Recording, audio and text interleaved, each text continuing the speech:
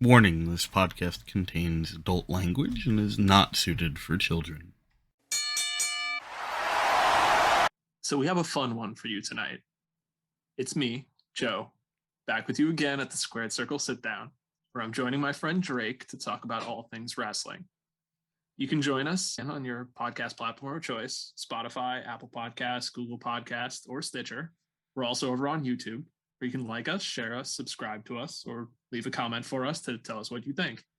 I'm really looking forward to this week's topic, so I'm going to turn things over to the host of the Sit Down, at the Lion Knight 42 on Twitter, the guy who's going to make sure this episode is under an hour and 45 minutes. And I told you his name already, and it's Drake. What's up, Drake? The guy who's going to do his best and probably end up with a 2-hour episode. Hi, Joe. I do my best. Yeah, to drag it out, right? 3 hours. 3 hours. That's the dream. We almost made it. We almost made it last time. But don't worry. After last week's mega episode, we're probably gonna have a more reasonably timed episode this week. So, how have you been this past week, Joe? I've been all right. I can't complain. It's cold. We're here in New York. My room is cold, so you'll forgive me. My heat is gonna come up, and you'll probably hear it in the background every so often. Not much I can do about that, but not a terribly eventful week in the world of professional wrestling compared to the last several where we've had 79 hours of pay-per-views. Oh, I get it. You can't complain because there was no WWE pay-per-view this week. That makes sense. Well, we'll get to the Royal Rumble soon enough, so we'll get there. Yes, we will. I don't know, man. The Rumble usually, at least, is kind of good. Like, I usually enjoy the Rumble. Almost completely irrelevant what the finish is. The Rumble's usually fun. Usually. I think 2015 was the year, right? Where it was just the god-awful year. Yeah. Where you want to fight that whole show off except for maybe one match. Which match? I think that was the year when we had Brock versus Seth versus Cena. Oh, wow. Okay. I forgot about that. Yeah. It's one of those Royal Rumble title matches that's kind of overlooked, but it's a great match. But the rest of the show was an absolute dud.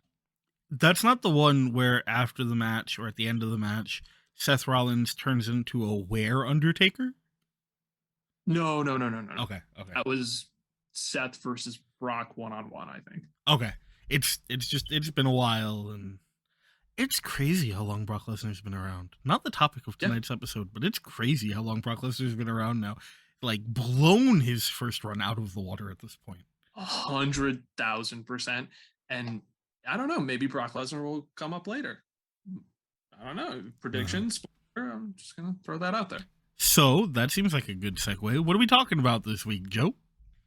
Well, this is a topic that I know you wanted to do for a while. And I've never really thought about this until you brought this up, to be honest with you.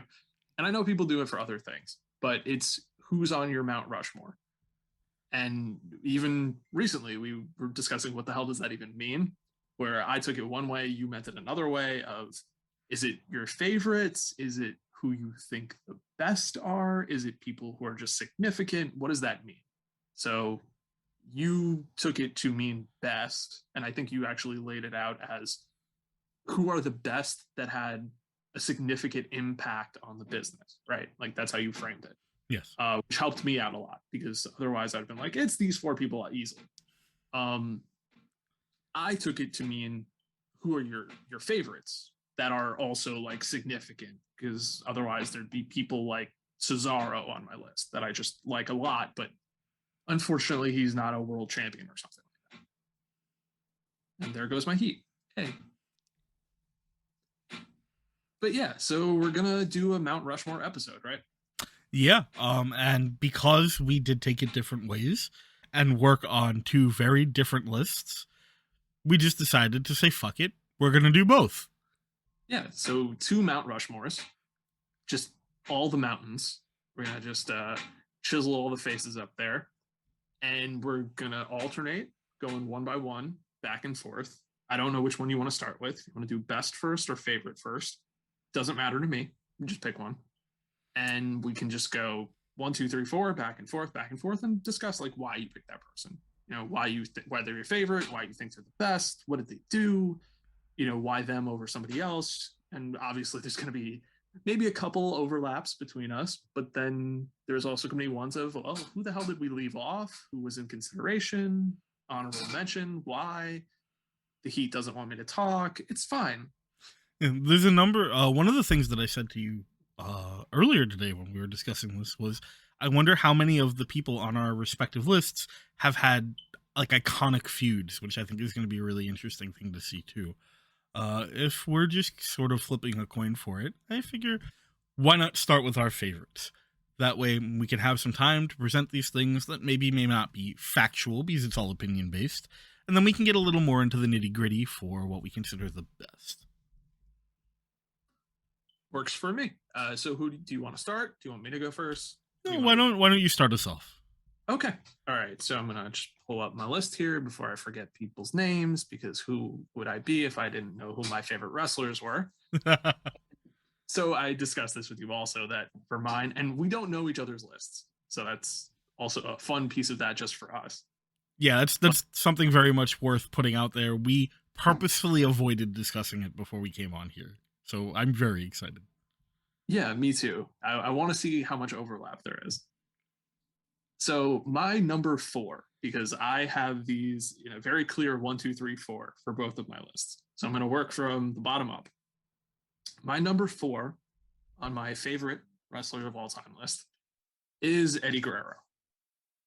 Eddie, I've talked about Eddie before and his legacy. We talked about it coming out of Full Gear. Eddie Guerrero is somebody that I grew up watching. I think you'll see a common theme in some of my picks for this with that. But Eddie was not somebody that I gravitated toward immediately. I think I've told people this before, I started watching in the year 2000. So Eddie was a part of the Radicals coming over to WWE from WCW. He was one of the guys in the group. He eventually turned into Latino Heat, starts hooking up with China, gets a couple of mid-card title wins here and there, but he wasn't really like blowing anything out of the water at that time. He also, I think, still was going through some substance abuse issues, and also with injuries. Like various times he spent away from the company. Coming back in 2002 when he really started to hit his stride.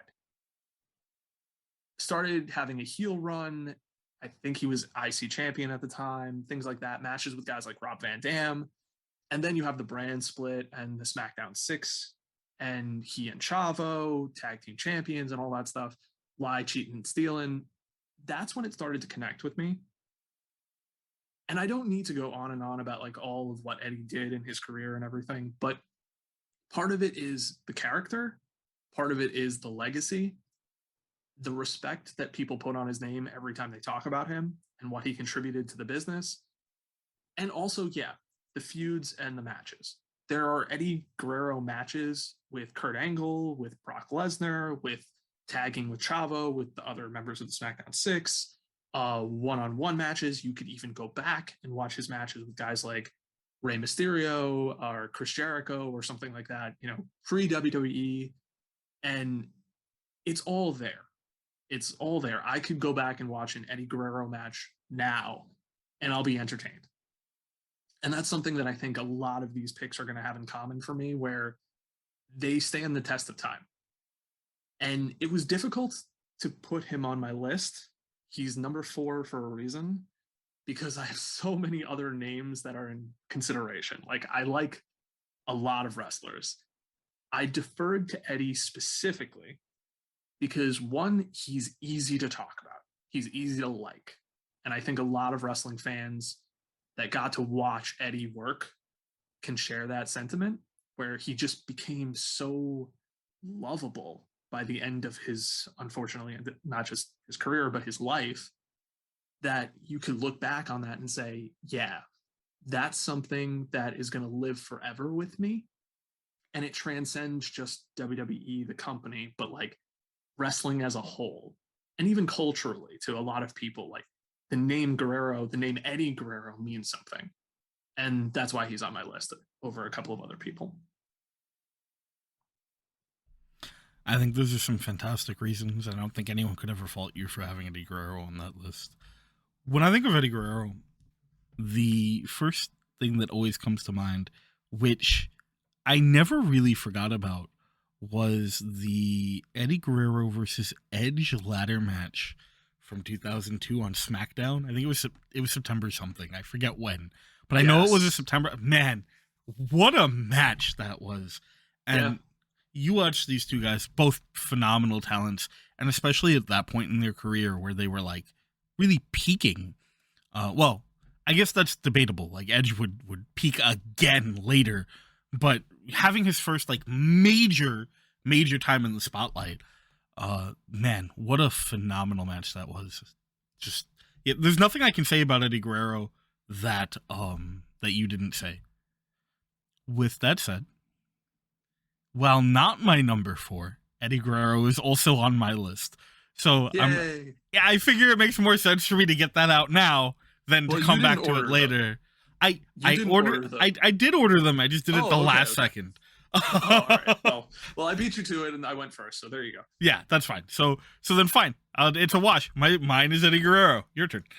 Okay, but no. Well, where if you had to put them in order, where would he be? Like he's not number 1, right? But he's not number. So for my favorites, he's tied for second. So if I look at my favorites and I have to number them, it's 1 tied for second, 4th. Okay, and he's tied for second. Okay, so and just one thing off of that, like that feud with Edge, I remember. I think it was from like a DVD extra or something that I watched back in the day. One of them I forget because like they both had things where that SmackDown match was like not the first match in their feud.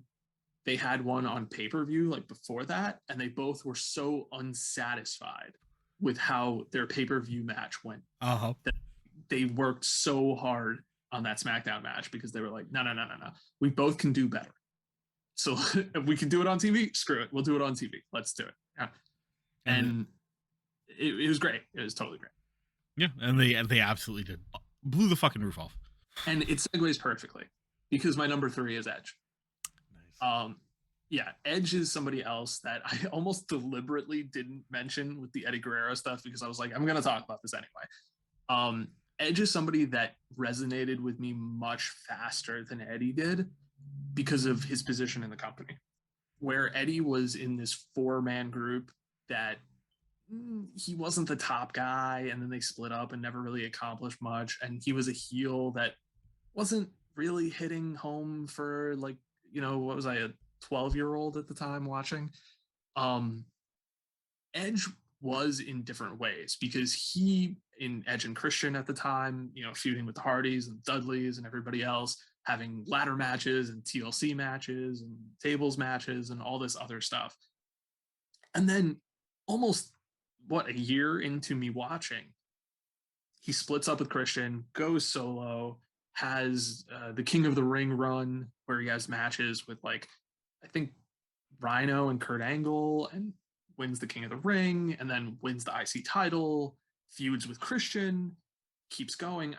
I'm not going through everybody's career every single time I do this, but that's where it started. And then again, SmackDown 6, brand split, and you had him and Rey Mysterio in one of my favorite matches where they didn't win the tag titles in the finals of that tournament, but eventually would. And unfortunately for Edge, a lot of his career was derailed due to injury. And that sucks. And it's amazing that he's back now. So not even counting this run, like it's great that he's back, but just ignoring this, going back to the other stuff, he gets derailed by injury multiple times. So the start stops or something that can completely ruin somebody's career sometimes in their push. But then he still gets to that main event level. Money in the Bank, cashes in multiple times, the first person to ever do that, wins the world title multiple times, has feuds with The Undertaker and John Cena, and then unfortunately, has to retire. But that's over a decade later. I think 2010 was when he left, and I'd been watching him since 2000. So he out there 10, 11 years. And all of it comes together for me in terms of his matches, where I always felt like watching an Edge match, he feels like a real person. He feels like a real wrestler who's going out there, who knows who his opponent is, and he's trying to beat them. And yeah, he had like the Ultimate Opportunist, the Rated R Superstar stuff. That's all great. But yeah, so like again, you're not gonna fight to find a moment involving him, but in his actual matches, like go back and watch his main event of WrestleMania match with The Undertaker. And I'm looking at that match and saying, like, there's no chance in hell Edge wins this match. But there were split seconds in that match where you felt like Edge was going to win that match. And it felt like The Undertaker had to work to beat him because Edge had worked to try to win. And he did that with John Cena multiple times. He did that with The Undertaker. He's done that with Randy Orton. He's done that with other opponents too. I'm going to forget so many of them because there are so many of them. Like Chris Jericho is another one that he's worked really well with. So there's just this volume of Edge that I feel like I could go back and watch. And fortunately for him, he's still able to do that now. Maybe not to the same speed that he was before, but he's still out there and he can still tell those stories. And I think that's great. That's all of that together. That's why he's on my favorite list. Oh man. So going back to like watching him as a kid on SmackDown after the whole thing split with him and Christian and the King of the Ring, which you've covered pretty extensively. Again, there's the match with him and Eddie, right? And then there's, I'll never forget the feud with The Undertaker. So many, you said you'll never fail to find a moment, and you're so right. There are so many of them. There are so many moments in that feud. His feud with John Cena, which was his just like real like crowning as like a top heel, were such phenomenal programs from beginning to end. And the way that he grew and adapted and could make you emotionally engaged in the matches he was in was always so awesome. Yeah, and I'm a huge fan of his. Unfortunately, he didn't make my list, but I will use it as a segue into my number 4 slot because he does have something in common. He was in a tag team. My number 4 is The Revival.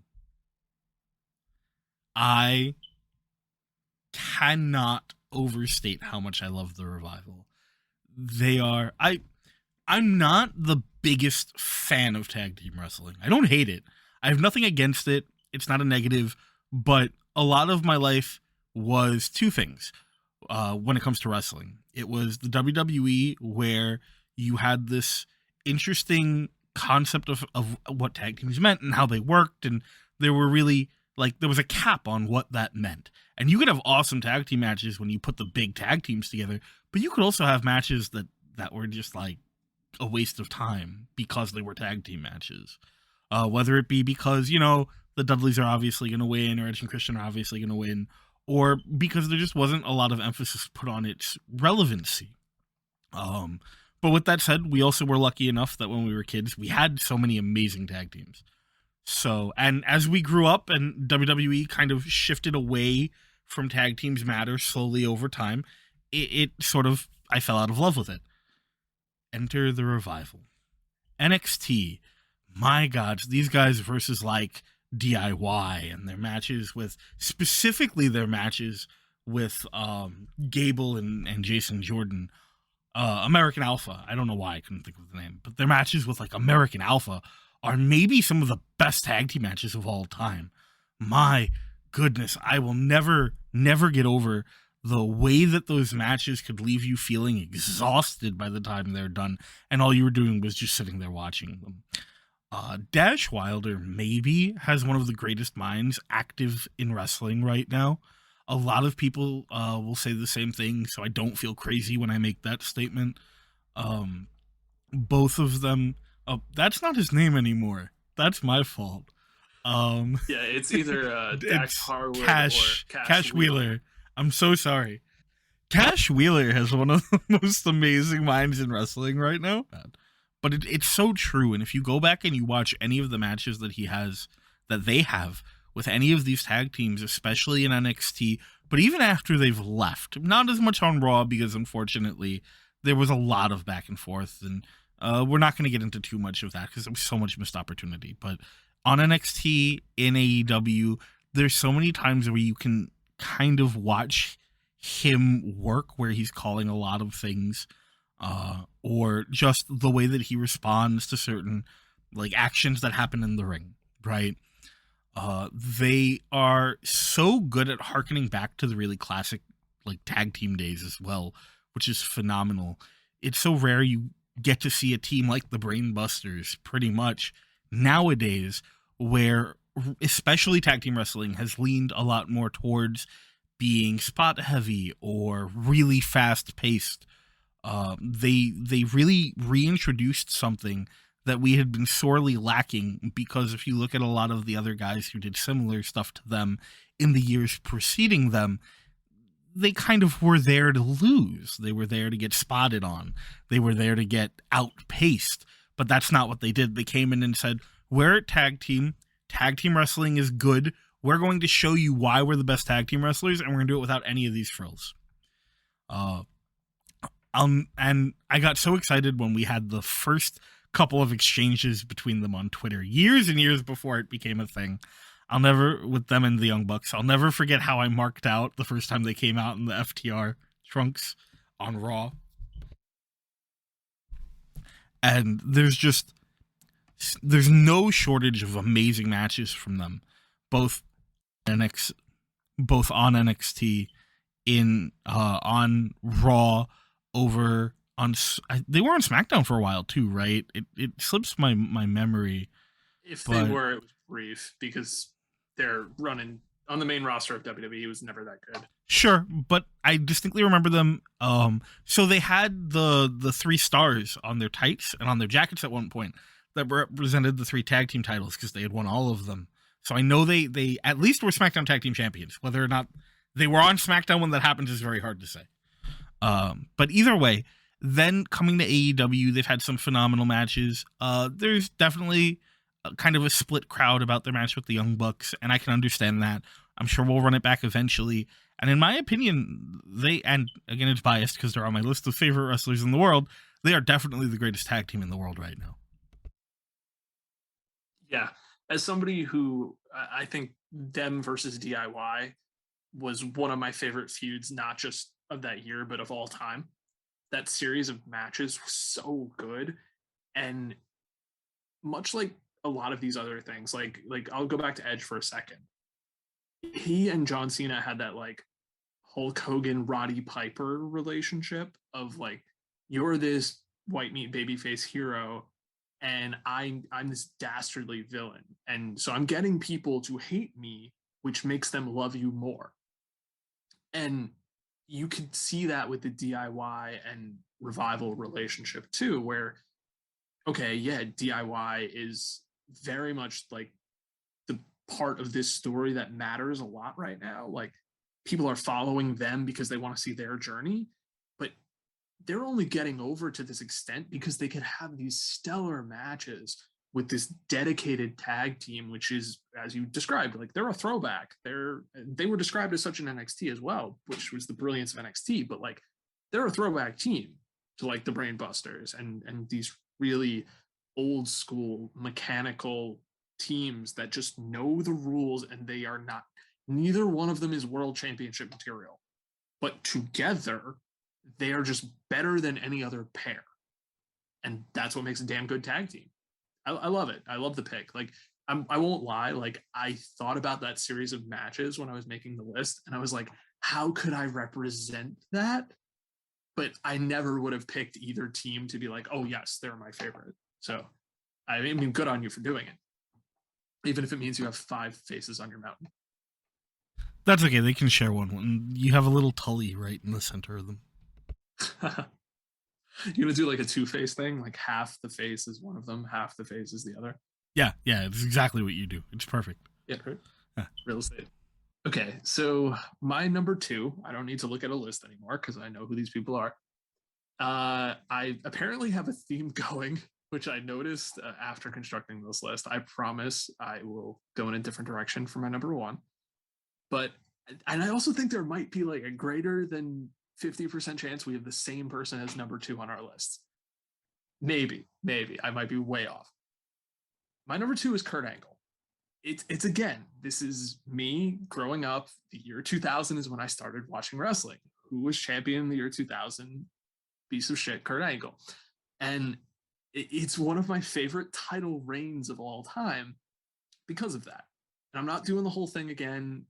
Kurt Angle, if you haven't seen a good Kurt Angle match, you probably haven't seen a Kurt Angle match because he has so many damn good matches. You mentioned last week about his match with Brock Lesnar in the main event of WrestleMania could be argued to be the best WrestleMania main event of all time.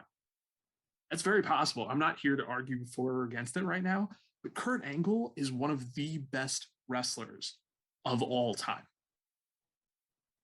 Kurt Angle, his run in WWF to WWE, be it feuding with guys like The Rock, Steve Austin, The Undertaker, all the way up to like Rey Mysterio. I watched his match with Rey Mysterio that opened SummerSlam in 2002.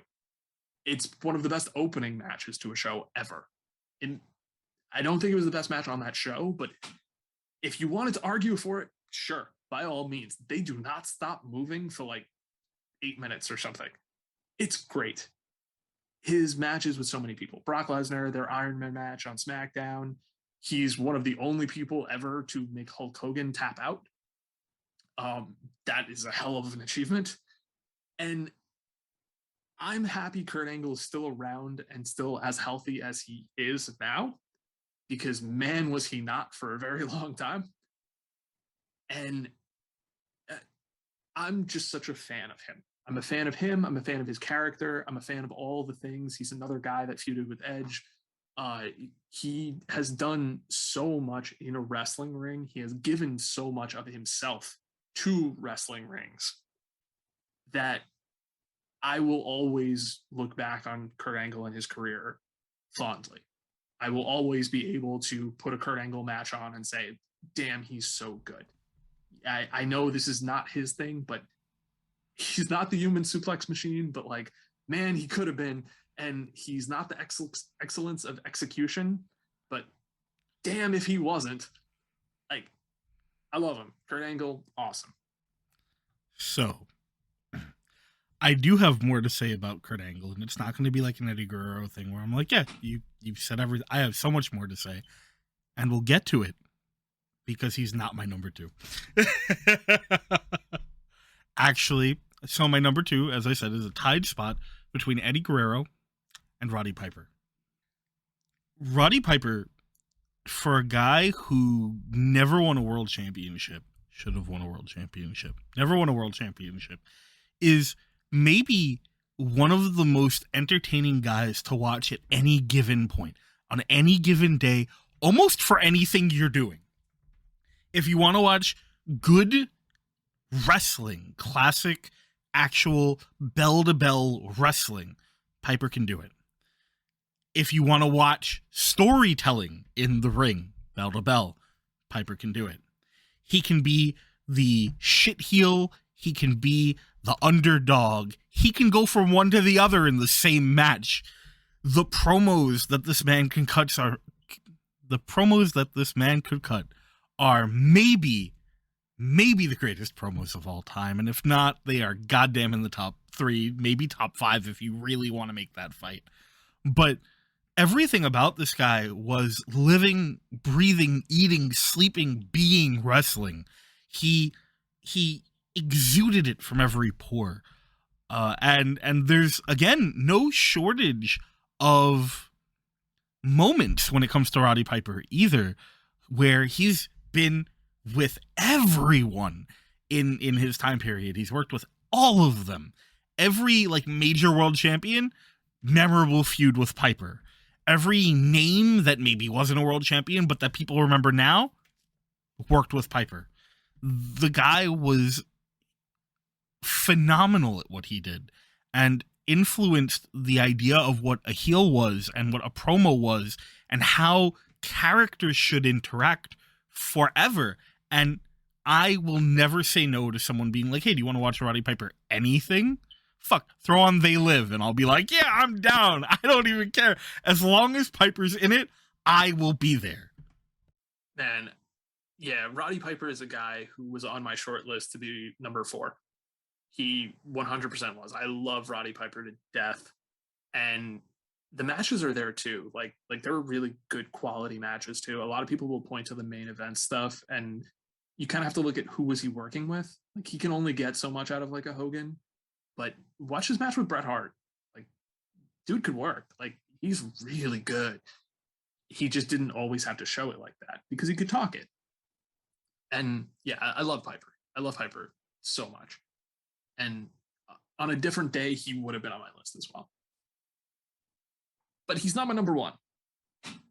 But my number 1 is from the same era. Oh, very exciting. Yes. My number 1, and this has a lot to do with my dad. Because my dad did watch wrestling during like the 70s and 80s. And he fell off a bit afterward, as I guess, wrestling went into a slump. He got to a different stage in his life. Like, it happens. Yeah, my father was the same way. I think as we did going into like the 2010s and stuff, where, wrestling fell into a slump and there's not really any competition and the product has gotten stale and it's not that great. But that's not what we're here to talk about. So, watching older wrestling stuff is sometimes difficult, especially when you grow up coming out of the Attitude Era where you have all these gigantic, brash, abrasive characters that are colorful, but they're more like edgy colorful versus like the bright, vibrant colors of like the Ultimate Warrior, who is not my number 1. But he has the colors too. And that man is Randy Macho Man Savage. He is 100% my number 1. He is somebody that I was able to bond watching wrestling with my dad with. He knew him from the era, the whole relationship with Elizabeth. These were all things that even not watching for a decade, my dad still remembered. And he feuded with everybody. He feuded with Hogan, obviously his match with Steamboat. He had matches with guys like Bret Hart and Shawn Michaels too. And you can go forward into his WCW run, but I wasn't much of a WCW person, so I didn't see as much of that. And, unfortunately, he has since passed away, so we're not going to get to see too much anymore. But for what he gave us from that era, this guy somehow walked in 2 different worlds. One that was demanded, and that was you had to look the part. You had to be like this bodybuilder type who could go out there and pick up Andre. But also on the flip side, he was an athlete. And he could go out there and win sit-up competitions and, go work for 30 minutes if he needed to. Like, I know he didn't go out there forever, but WrestleMania 4, like, guy worked, 4 matches? I know they were short, but still, like, you try going out there and working 4 matches in the same night. Not too many people do that. He's somebody that I believe if you had Iron Man matches back then, could have had one. And he wouldn't have been gassed at 60 minutes. And he, the top rope flying elbow and all that stuff. Like, dude was more than a complete package. Was he crazy? Yeah, totally. Crazy guy. I get it. But his character, who he was, selling you Slim Jims and having that crossover appeal, like, he's one of those people that somehow his legacy has endured almost in spite of the company that he worked for. And that's unfortunate to say, but his legacy is just dripping in what made wrestling so great in that era. And that was the ability to tell these stories in the ring, on the microphone, over long periods of time, because you didn't have pay-per-views every single month. People love to point out that year-long feud between Hogan and Andre, which lasted way more than a year, but they love to point that out. Which also, every time it gets told now, Andre weighs more and it was in front of more people, brother. Yeah, and Hogan broke more parts of his back. It's ridiculous. But look at the story of Macho Man from that time. He was an evolving character. He kept growing and changing. He was solo, then he was with Liz, then he was a mid-carder, then he was a mid-card champion, then he was a main eventer, then he was a main event champion. Then it all started falling apart. He was part of the Mega Powers. Then he went crazy and he became the bad guy. That lasted years. And then they split up and then they get back together and all of that stuff. Hell, he might have the best match with the Ultimate Warrior. It's quite possible. I haven't watched every Warrior match to know, but it's possible. It's up there. If anyone was going to be the person to do it, it'd be him. Yeah, it's like him or like Rick Rude or Jake Roberts or something. But like, you know, that's a hell of a short list. If you think that somebody from that era, like Rick Rude or Jake Roberts, is possibly one of the best in-ring wrestlers from that era, the fact that you could put Randy Savage on the same level or maybe even a higher level than them is high praise. Combine all of these things, who he was, the look, the flair, the music. He's one of the first wrestlers from that era to consistently have a theme song. You know, Beat, Pomp, and Circumstance, what it is. Still, doing all of that, combine that also with the ability to bond with my dad over watching wrestling. That's why he's my number one. And it wasn't a question. This was the one that was easy on my list. Those are like the best reasons in the world, though, right? It's true what they say: the cream always rises to the top. Yeah. He was amazing. He was incredible, and it is unfortunate what happened later in his life. His match at WrestleMania 8, the first time that the WWF title wasn't the main event, absolute travesty. Absolute travesty. But yeah, no, absolutely. His entire career, just phenomenal. So that brings us back to someone you already mentioned, because my number one is Kurt Angle. And, you know, honestly, so like you said, I hadn't numbered it, but the moment that I'm like, oh shit, I should number this because I know you have, Kurt Angle is like the easy number one for me. He's the easy number one. Even as a kid, I was always a sucker for technical wrestling. I've always admired the concept of skill. You know, even as a child, I did like judo. I did some jiu-jitsu, which I did a lot more as I got older. And so I was always very interested in the technique. I loved those people. And so here's a guy like Kurt Angle who could do so much, and not just what he did in the ring, right? Like there's no question that maybe the best, definitely one of the best mat wrestlers of all time. But even past that, he also, kind of like what you said about Randy Savage, evolved over time in a really organic way most of the time. And the way that he could shift from one place to another was always so impressive to me. He could be the ridiculous doof who kept talking about how Rey Mysterio was a boy he was going to climb on top of. And then 2 weeks later, be this aggressive monster wrestler who's just like targeting your weak spot and targeting your weak spot like a bulldog who just won't let you go. And it's phenomenal. It's so cool seeing him able to do these transitions in a way that didn't feel forced, which is also true of his wrestling. We grew up spoiled, right?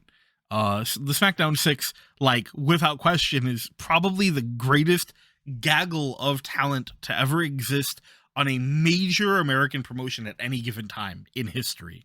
And there were so many phenomenal matches. Eddie Guerrero and Kurt Angle at WrestleMania 20 is another one that I love to talk about, where so I said this a lot back then, and I still hold it to be true now. Eddie Guerrero defeated Brock Lesnar for the WWE Championship. Eddie Guerrero won the WWE Championship at WrestleMania 20 by beating Kurt Angle, right? Because there's like no question. We all know how that went. Goldberg takes out Lesnar. Eddie Guerrero just like flops on him. And it's great. It's great that Eddie got to be the champion. But you really needed a way to legitimize the guy? Well, here's a handful of people that he's had this phenomenal matches with. and Kurt Angle is like on fire as a heel at that point. So you put them together, and they really do put on this crazy good match, and it's not even Kurt Angle's best WrestleMania match. It's not. You look at Lesnar Angle is another one that's just like unreal. There's no shortage of like you said, of Kurt Angle matches that if you've never seen a good Kurt Angle match, you've never watched a Kurt Angle match. And even when he went to TNA, and unfortunately there are some downtimes, but man, Kurt Angle AJ Styles, Kurt Angle Samoa Joe might be one of my favorite Kurt Angle matches of all time. And I'm like, you could say which one, and I'd say all of them, because that's the right answer. Even though there were like when Sting came in to work with TNA, he maybe wasn't at peak condition, but even seeing him and Angle together was phenomenal. There were so many different opportunities that Kurt Angle got to have that really were above and beyond what you would see with anyone else. And you look at how much he's done now for talent who have come in since, and the way that he's created this sort of acceptance and almost desire in fans to see that particular kind of pointed, technical, like amateur wrestling, right? Because even though there were people who did it before him, he did it better. And since then, you've got these guys who very much, you can tell, have taken so much from him. Jason Jordan, whether or not they share a genetic code. Chad Gable, even looking at like the way that Charlie Haas and Shelton Benjamin were coming out of Team Angle. Zack Sabre Jr. is another great example of a guy who just like really took that and went with it. Jeff Cobb uses a lot of the same stuff that Kurt Angle does, and even just presents himself in the ring on the mat the same way Kurt Angle does. No one has a better looking German suplex than Kurt Angle does. No one has a better belly to belly suplex than Kurt Angle does. These are straight, honest facts, and I will fight, bare knuckle fight in any alley you want to defend this statement. Yeah, you're never going to channel Kurt Angle in your wrestling game and have it go poorly for you. Like, if you are channeling Kurt Angle, you're doing something right. Yeah. And much to everything you said, like, dude worked with everybody, all the top talent in all of the companies that he was in, and pretty much for every single one of them, it's like, oh, what about him? Yeah, worked with him. I can tell you a good match to go watch. You know, Triple H, Stone Cold, Undertaker, The Rock. You know, hell, there's probably a good one with Rikishi too. Like, they're all there. You know, Edge, Eddie, Brock, AJ, Joe, like all these people. Like, he's worked with all these people, and he's worked well with all of these people. If the match didn't go well, it wasn't because of him. Yeah, I cannot fault anybody for picking Kurt Angle for anything when it comes to professional wrestling. Yeah, I mean, these are both really solid lists. I think we both have a lot of really good picks, and I think people would be hard pressed to debate any of them. With that said, you know, it's still it's going to be different from one person to another, which is, you know, subjective. Yeah, it's subjective, and that's one of the best things about something like the art of wrestling, right? Is something for everyone and something different for everyone different, which is fine. Yeah, and there are a lot of names that didn't make this list. I've said before what an absolute nerd I am for certain people. Taz was almost on this list. Taz is definitely in my top 10. Again, it's the suplexes, it's the judo. These are things that will win me over every single time. And so when I was younger, like not even just as a kid, but like as I was growing up, there was a time in my life where I was dead set on this, and I'm like, I'm going to be a professional wrestler. That's what I'm going to do. And I've always been, you know, a short gentleman. So seeing guys like Taz was a big deal. Here's this guy who, regardless of what you want to say about the value of the world championship in ECW, here's this guy who's a short guy who isn't like ripped or jacked, who has that like very almost fantasy dwarf frame, and is their world champion, and is cutting these great promos, and is suplexing everyone everywhere, and is using judo in a wrestling ring. And that was amazing to me. And it was one of those things that just absolutely enamored him to me. Yeah, Taz is a surprising one. I understand why, and thank you for explaining why. He's not somebody that would have made my list because I never had that attachment to ECW like that. I do really like Taz, and again, send Hook, but Hook is somebody that maybe he'll be on my list one day. It's like 3 matches in, I like him a lot already, so like, who knows? I joked to you that I was going to have like a 16-person tournament to fill my number 4 slot, but it was really down to like a handful. And as I said, Roddy Piper was somebody on that short list. The Undertaker was somebody on that short list.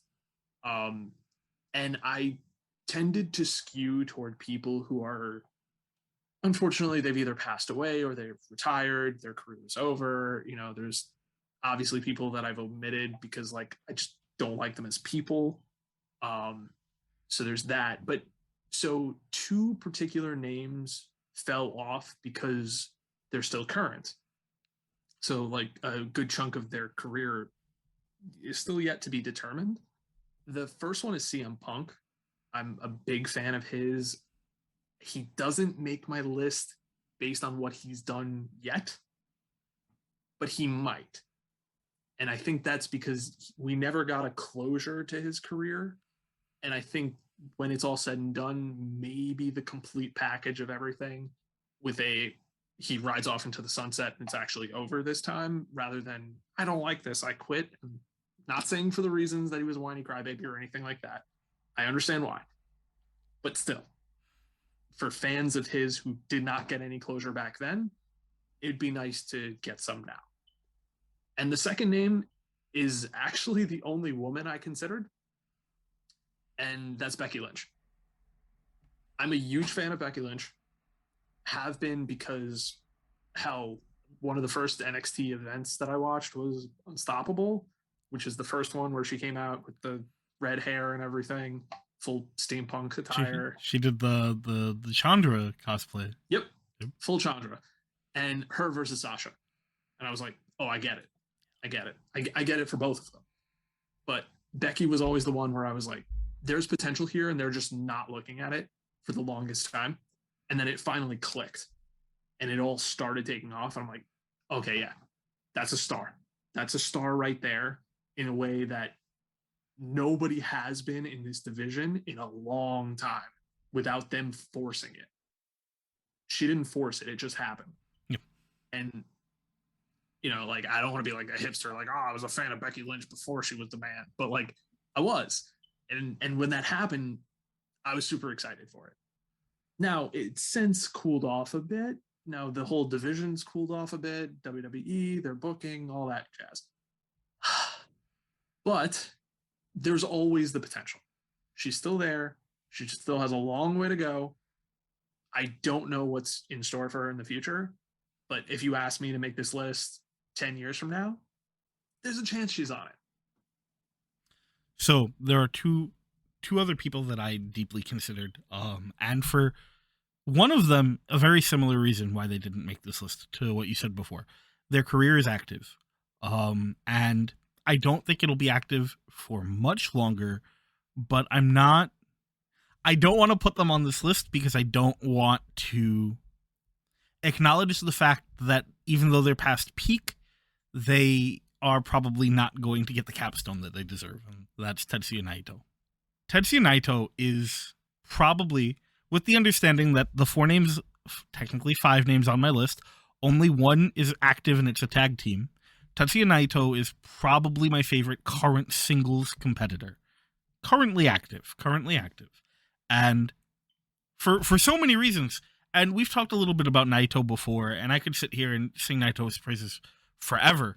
But this is a guy who really has had such an interesting story leading him through his career and following him through his career, and has really connected with fans in a way that not many people do, where really a lot of Naito fans are these ride or die people who will be there no matter what, because the things he represents are things that can resonate with everyone. And the frustrations he's had and the decisions he's made based on those frustrations. The guy had a long-term feud with a wrestling championship belt. And that's incredible. The swagger that he has, the way that he counter wrestles people, he's so much fun. He didn't make this list because at the end of the day, I also tried to veer towards people whose careers were over, but I had to put the Revival on this list. And at that point, I'm like, I couldn't really see putting anyone else active here, especially Naito, who probably only has a couple years left in his knees. And I am absolutely terrified that even though he's had 2 runs that weren't amazing, he'll never get the world championship run he deserves. The other name I'm not going to mention right now because she will come up later. Okay, I'm excited for that one. And I'm genuinely surprised because I thought Naito would have been on your list. Just from talking to you, I know you're a big fan. Oh, huge fan. And if you haven't seen, you maybe have by this point, Wrestle Kingdom Night 3. Yeah. Which we didn't really talk about. Just go back and watch the entrance of LIJ, like the group entrance of all of them. I'm like, it's so cool. They look like there's something out of an anime. Mm-hmm. And it's just like Bleach or something. It's just, they're an awesome group of misfits. Yeah, I love him. I love him so much. But yeah, you know, that's why that's the only reason he's not on that list. That's it. And you know what? If we revisit this topic in a couple of years and he's retired by then, hands down he's on this list. I don't know who I'm replacing, but hands down he's on this list. One half of the Revival. You have to pick that's one. It. So it's just going to be Dash, Wheeler, and Naito as one. That's the new half and half. Yes, they're a team now. I'd watch that team. I'd watch that team 1,000 times. Okay, so if that's the favorites, just running over them one more time. So for me, going from bottom to top is the Revival in the number 4 spot, and then tied for second is Eddie Guerrero and Rowdy Roddy Piper, and then at the top is Kurt Angle. Okay, for me it is Eddie Guerrero, then up to Edge, then up to Kurt Angle, and then Macho Man Randy Savage. Solid. And you know, it's kind of funny if you look at least 2 of your picks. They're guys who, without a doubt, were at least somewhat inspired by Macho Man. Like you could just see it in the way that they present themselves, right? Like Eddie Guerrero obviously has a lot of the lucha stuff because that's where he started and that's where he really like cut his teeth. But when he came and started Americanizing the way that he wrestled, you can see a lot of the ways that he took things that Macho Man would do and used it as like kind of an anchor point to blend with his like lucha libre. And Edge has always kind of felt like a Macho Man parallel. He's always felt like kind of the macho of our time in a lot of ways. Yeah, 100%. I definitely agree with that. And you know, Edge grew up watching that era. Like he tells the story of WrestleMania 6 and watching Hogan and Warrior and everything. But like Savage was there. Like he obviously knew that. He saw his career. So like, yeah, it's easy to see where he got the inspiration for a lot of who he is as a professional wrestler from. Okay, so that brings us to the second half of this podcast, the best. So there's no possible way that we're going to make everyone happy, and I understand that. And I'm going to preempt that by being perfectly honest. I am confident that by the time this episode is over, there are people who will straight up be like, fuck you, Drake. You don't know wrestling at all. And we'll be gone. Well, that's fine because my list is the definitive top 4 best of all time. Like it's definitive. Like, you cannot argue it. If you want to argue it, you're wrong. Based on you're wrong. Based on your reaction to something I said like 2 minutes ago, I think you're wrong. 100%. I have no idea what I'm talking about. I am a corporate shill. I was paid to write this. Okay, so I'm going to start us off for this one because we're retreading again. In my number 4 spot, Kurt Angle. Again, best technical wrestler of all time. Influenced so many people in the way that they have approached professional wrestling since. Was able to show that a character can exist on top of that kind of wrestling. You didn't have to just be I'm an incredibly good wrestler, and my gimmick is that I'm an incredibly good wrestler, and when we get in the ring, I'm going to incredibly out wrestle you. There's so much more depth to him, and that permitted, again, something we saw a lot before then of I'm a really good technical wrestler, and that's what I do, to become so much more. And yeah, there's other people who did the same thing, but I think that just looking at the way that he specifically has influenced things and how the people who worked with him so often came out better for it, not just in how they looked, but in how they understood what they were doing, is such a big part of, to me, what puts him on one of the 4 best wrestlers in the world ever. That is totally fair. Kurt Angle is not on my list. I have no repeats on my list. None are on both. I did that specifically just because it's, so damn hard to figure this shit out. Yeah, I don't think we're gonna have any of the same people on our lists, which is why I'm so excited. Wow. Okay. So my number 4, and this was one that took me a while to decide on because I had 3 for very specific reasons. But then the more I thought about it, the more I thought this was obvious. And it goes back to how you framed it, where it was the best who also had an impact on the business, right? And so my number 4 is John Cena. And I think that's a controversial pick to a lot of people, probably, because I don't think a lot of people would look and say John Cena is the best wrestler. And I would say, okay, that's fine, even though he had a 5-star match with CM Punk, which a lot of other people didn't have. Okay, but a lot of people have had 5-star matches with CM Punk, even if not everyone has had a 5-star match with CM Punk. That's fair. I'm just saying, I don't see too many Hulk Hogan 5-star matches, regardless of CM Punk. And Hulk Hogan had a match with Kurt Angle, wasn't a 5-star match. But yeah, so it's fine. That is not my defense of why John Cena is on this list. Right. My defense of John Cena is that John Cena is perhaps, at least out of WWE, the last true superstar that they made from the ground up. He was in developmental with them. He came up, created a character over time, became a main eventer, won his first title in 2005, and won his, to this date, last world title in 2017. That's a 12-year spread. And that is a hell of a spread that many people never got to have. And you could argue about, well, people didn't get opportunities because they pushed Cena so much and all that. Okay, that's fine. I agree with you for a lot of the criticisms that John Cena got. But John Cena also, because of who he was and the era that he was present in, became one of the first internet celebrity stars that just transcended wrestling.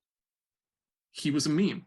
He is a meme in multiple ways, because of the theme song, the You Can't See Me, all that stuff, right? John Cena is known outside of wrestling for being a wrestler. And that is something that not a lot of wrestlers get to do anymore because they're just not as popular, because the appeal of wrestling is not what it once was. And it already started to dwindle when Cena became champion and stuff. But much to the point of what we've said so far, he has the feuds, he has the moments, he has matches. Like John Cena has more good matches than I think people give him credit for. And I think that's a fair assessment to say. And to this date, post Cena in WWE, and maybe even some other companies too, not New Japan, but like some other companies, even AEW is still getting its traction with this. He's the definitive face of the product for an extended period of time. And they have yet to really find the person after him, where I guess you could say Roman now, but that did not work out the way they expected it to for a very long time. Cena was also that person to have that momentous, polarizing response that became an entity to itself. I think the biggest point of comparison you could have maybe before that was the Stone Cold What chant, where it just came alive. it was its own thing. The "Let's Go Cena, Cena sucks," where you have people who are genuinely fans of Cena who are still chanting the "Cena sucks" part, and there are people who hate him that are still chanting the "Let's Go Cena" thing just to get the damn chant going because it's a thing. It So much of who he is and what he accomplished in wrestling was about these moments, these things that became these intangible things that have now become so common, where the crowd has embraced them as entities onto themselves. He created those things. Whether or not he intended to create those things is a whole other thing. But he was a big instrumental part in their creation. And so many people since then, since he first won his championship, who did get to win the title from John Cena, they were instantly recognized as people who were successful in wrestling because of how damn hard that was to do. And yeah, they didn't all become successful megastars the way he did, but it was only a matter of time before John Cena evolved past wrestling into something else, which now he's following The Rock with going to Hollywood and stuff. But it was only a matter of time for that, because I joked about it, I think last week or a couple of weeks ago. John Cena has one direction forward, and he has like one speed, John Cena speed.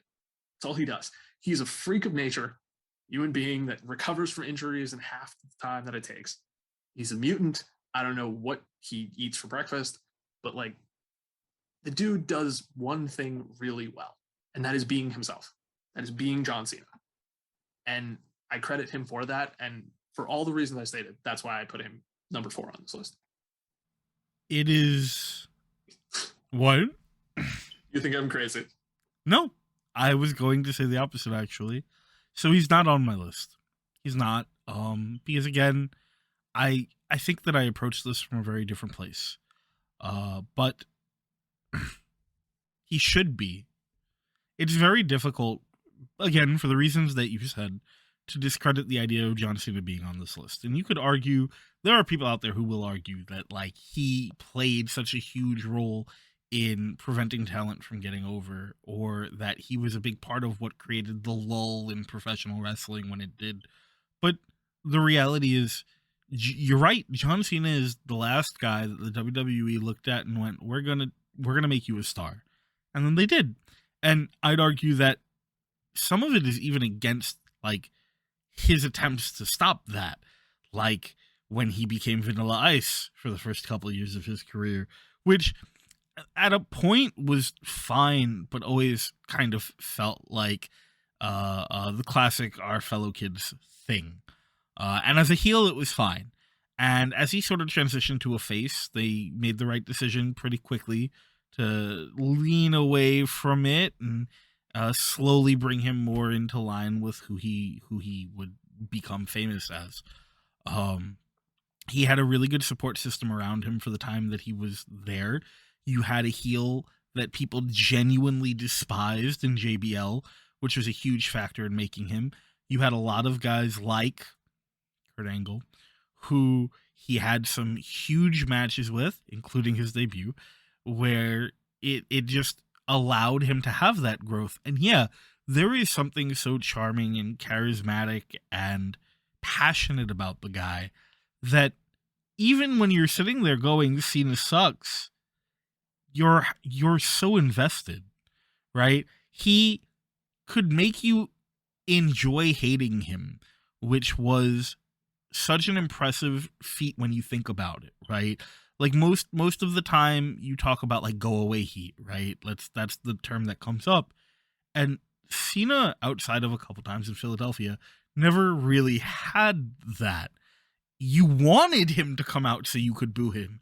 You wanted him to come out so you could be like, "Fuck you, John Cena," or you know, in the very few instances, throw his shirt or his hat back at him. You wanted those opportunities. You weren't like, "Ugh, why is he on the card?" And sure, sometimes you would make that argument, but very rarely on the night of. Very rarely right before he came out. Very rarely during the match. And whether you were cheering for him or cheering against him, or complaining that the person he was against wasn't interesting, because that happened a lot too, very rarely was your complaint Cena didn't deliver. And then, yeah, he transcended wrestling and arguably brought more people into it by going out there and being John Cena, who is known as a professional wrestler. And even now, years later, where, you know, he's done a bunch of movies. He's doing Peacemaker, which is supposedly fantastic, and it really breaks away from like the character he's portrayed his whole life. Right? This is him finally doing like adult things, which is so exciting. And it really, and it's never taken away from him being John Cena the wrestler. He also, like you said, record championship reigns. Record championship reigns. That's huge. That's an accomplishment. And no matter how much you want to talk about, well, you know, it's booked the way it's booked because it's booked that way, there's a reason it's booked that way. And there's a lot of people who have had other records that they hold now that you will default to when you talk about what makes them great. And it's impossible to look at John Cena and go, he was a 16-time world champion, and this particular record doesn't matter. And just for that, really quickly, the match where he ties the record, winning the title from AJ Styles, you could argue that was John Cena's best match ever. Absolutely. And that's over a decade past the first title that he won. That's crazy. That is crazy. The guy is at the end of his career, and he's going out there and maybe having his best match ever. You know, that's not common. You know, there's a couple of specific things that you could point to in his career, like ECW was One Night Stand when he faced RVD, right? That's something that you alluded to right there. Very hostile environment for him. Facing CM Punk in Chicago. Hostile environment for him. Not as much so as the One Night Stand, but that. And then his feud with The Rock. I think these were situations where people, when they look back on it, made them respect him a lot more. Because we never got the story of John Cena being like, oh, I didn't want to work there. I didn't want to do it. I didn't want to be a part of that because I knew I would look bad. Like, he knew he was going to look bad in those situations. But, like, he still was like, this is my job. I'm going out there. I know how it's going to go. Let's go. And not only did he do that, but he reveled in it. He soaked it up and he pulled it. And he wanted them to do it. And he would go out there and make them riled up, which was so good. I want to take a moment because you said that accurately. You said that his match with AJ Styles, one of the last matches of his career, is arguably his best match. And the parallel to John Cena has to be The Rock, who, in my opinion, has a similar thing in his career, where I would argue that maybe the best match of his career was his 19 match with Austin, which was almost the last match of his career. Yeah, that's very fair. Like, if you wanted to argue that point, I think we totally could. Yeah. And I could see other matches being debated, but for me, that's the match that I would settle on for that. Number 3. Don't worry, I'm not gonna do that for every number. So my number 3 pick, after much consideration, Kenta Kobashi. Kenta Kobashi is, in my opinion, such a big part of so many different parts of like Puroresu that he had to be on this list. And realistically, there are 5 things that I feel need to be said. And I'll expand on it, but 5 things that I feel like is the only thing that needs to be said to explain why he's on this list. Kobashi, Misawa, Tale, Kawada, June 1995. That's it. The Empire Strikes Back of tag team wrestling. Yeah. He's not on my list. I'll be very clear about that. I do not have the affinity for Japanese wrestling yet. I've watched that tag match. It's amazing. Yeah, I was going to say, if not, we're stopping now. No, You're going to go watch it. I go back to watch like most, if not all. I can't say all because it's so many, but of Kobashi and Misawa's matches. because they've had so many good ones. Yeah. I highly recommend. Yeah, especially that stretch in the mid '90s, which is just like '93 to '97 ish, somewhere in that range. Um, but like so good, so much good stuff. Like I agree. Like Just you real could say quick. so much more. I'm so sorry. Just real quick. I would also include 2003 was also Kobashi Misawa had a 2003 match in Noah that is phenomenal. There's there's some slowdown, obviously, but 100% must recommend if you haven't seen it yet. Oh, I figured I interrupted you. I was gonna let you No, get no, back to no, no. whatever you I were saying. figured you were going to expand more. If you, Oh man, so much I to could I say. yeah there's so much to say. I mean, Kobashi is this perfect example throughout his career, and even specifically in his matches with like Misawa and the matches he had with like Kawada, where he is the example of what Japanese like Royal Road, King's Road wrestling is. He's this passionate guy who isn't looking to just out wrestle you. These are contests where we as people put everything that we are on the line. Our hearts, our soul, the like fiery blood, that whole concept. And again, you said this about Los Ingobernables where they look like anime characters. These matches feel like anime matches where these guys really are fighting for the essence of themselves, for the majesty of professional wrestling, and Kobashi is such a stunning example of that. And if you look at so many guys who came after, the entire style of pro wrestling changed because of him. And so many guys who are, fan favorites now, guys like Shingo, guys like Ishii, who are so based on the same sort of, I'm not here to just have a wrestling match. I want to have the best wrestling match. And I want us to beat the shit out of each other. I want us, by the time we're done here, we can't walk. We can't talk. We can barely breathe because we have left every single thing that we are in this wrestling ring. And I think he's the perfect example of that. And you can't, in my opinion, not include someone who arguably got so many wrestling fans through major lulls in wrestling elsewhere by being able to look over to like New Japan or Noah or AJPW and be like, oh, this is wrestling. This is a whole different kind of emotional wrestling. And yes, to your point, I'll just reiterate. Sorry that I'm done, but because I'll go on for hours about this. If you haven't, go watch pretty much any Kobashi Misawa match, any single one. If you've ever enjoyed a single wrestling move that Eddie Kingston has ever done, you owe it to yourself. Yeah, because what they are is that like contest of wills, right? Like you said it before when you described New Japan to me about how so much of it is I wrestle like this. And I can adapt that a little bit, but mainly I wrestle like this. And me going out there and having a match with you is about proving that my style of how I wrestle is better than your style of how you wrestle.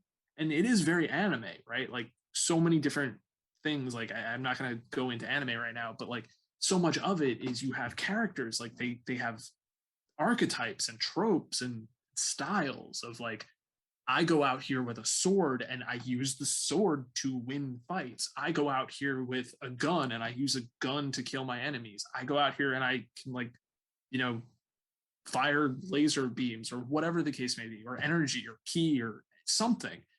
That is what they are. And the contest in a lot of anime is, well, this person, we know what he can do. He can do this.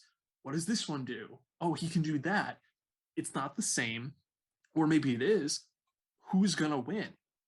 And that's what a lot of Japanese wrestling is. Of you have your more of a high flyer versus more of a striker or a grappler or something like that. And a lot of Japanese wrestling, even now, and of course, Kobashi Misawa, like so much of that is I fight like this. My will is strong. I fight like this, and my will is stronger.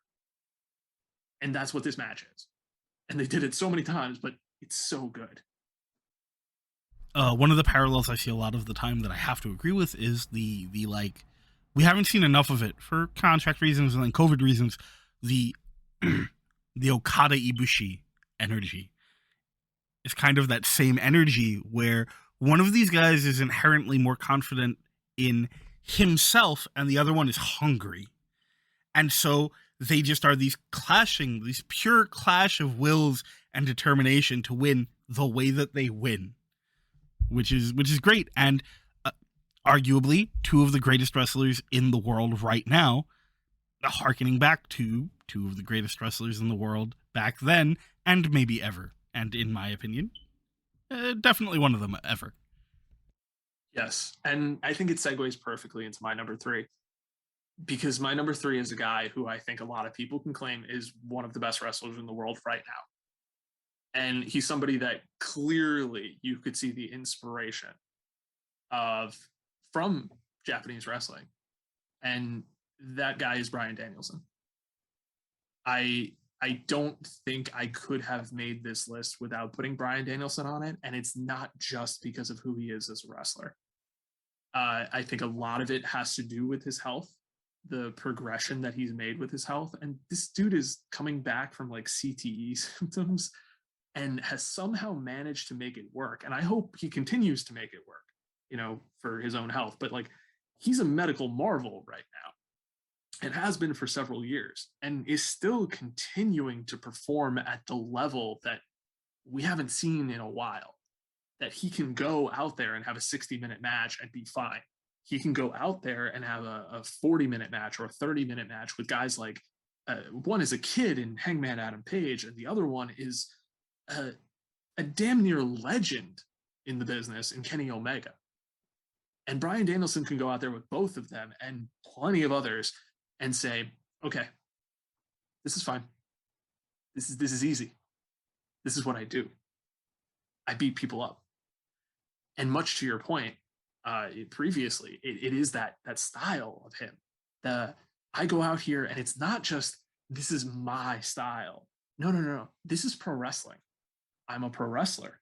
I could beat any other pro wrestler however the hell I want. And that's my style. And it's not just that. This is not just this is Bryan Danielson, the person, not strictly limiting to outside of WWE, because I'm including the WWE stuff too. He's a guy that somehow main evented one of the biggest WrestleManias of all time by just yelling yes. He managed to get that over to the extent that people are doing it in sports arenas. And it's another thing that just transcended wrestling. And we know that this was not the plan.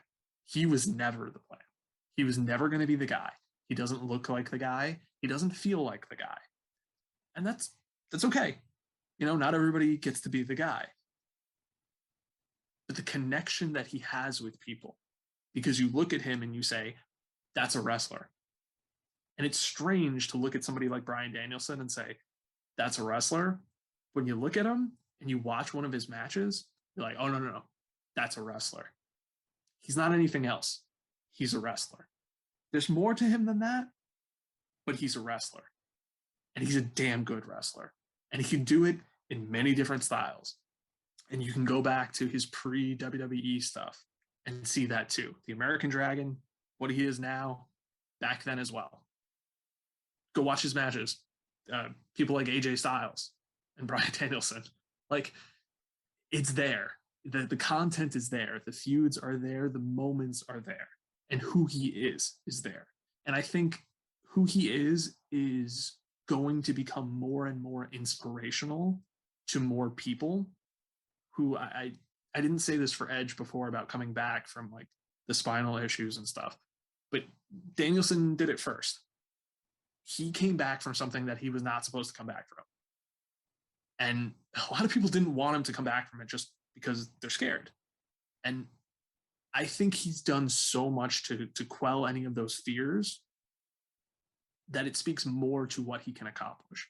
And I think when it's all said and done, even if it's only a few short years away, when he empties the tank, I think his body of work will speak for itself. So, just a few things I want to say on that, because again, I think it's a great pick. I think it's a great pick. Actually, the person who's second on my list, which we'll get to in a minute, is the person who edged him out of my list. But Danielson, so he comes into the WWE and they're like, look what we're gonna do. We're gonna take maybe the best indie wrestler in the world, and we're gonna show you why he's a fucking loser. And that was really the plan. It astounds me that you can revisionist history however you want and be like, yeah, well, they wanted to make sure everyone was over on him, so when they brought him up and took him away from the whole Michael Cole fan, it's like, no, it wasn't. The entire plan was everyone thinks that Bryan Danielson is one of the best wrestlers ever. Let's bring him into the company and show everyone how outclassed he is. And he just kept proving them wrong. And he kept proving them wrong. And they would put him in these stupid fucking like concepts. The whole stupid NXT thing, wrong. And then the thing with the Miz, where they expected Miz to be able to just out promo him and be done with it, wrong.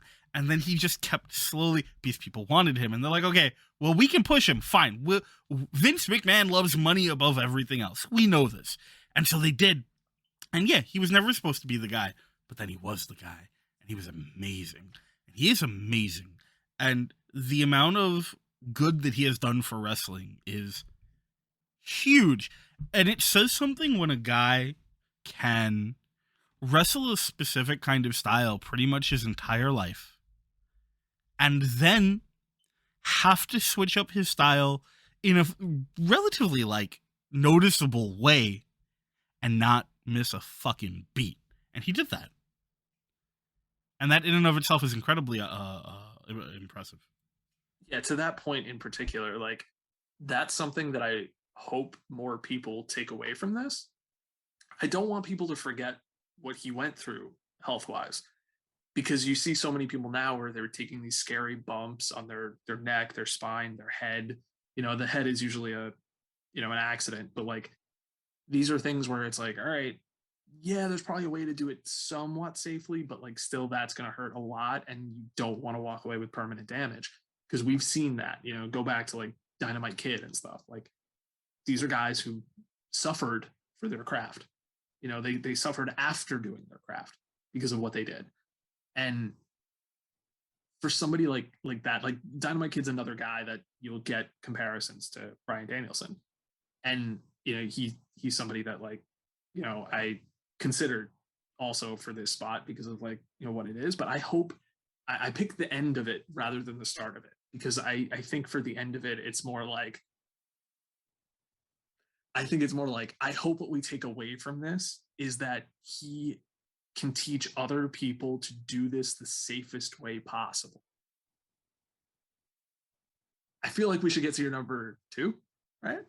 My number 2 pick, who edged out Bryan Danielson. Some people will tell me I'm crazy, but hopefully by the end of this argument, you will understand why. Even if maybe some people will have the class to understand why it was from the beginning. Yeah, I'll say it.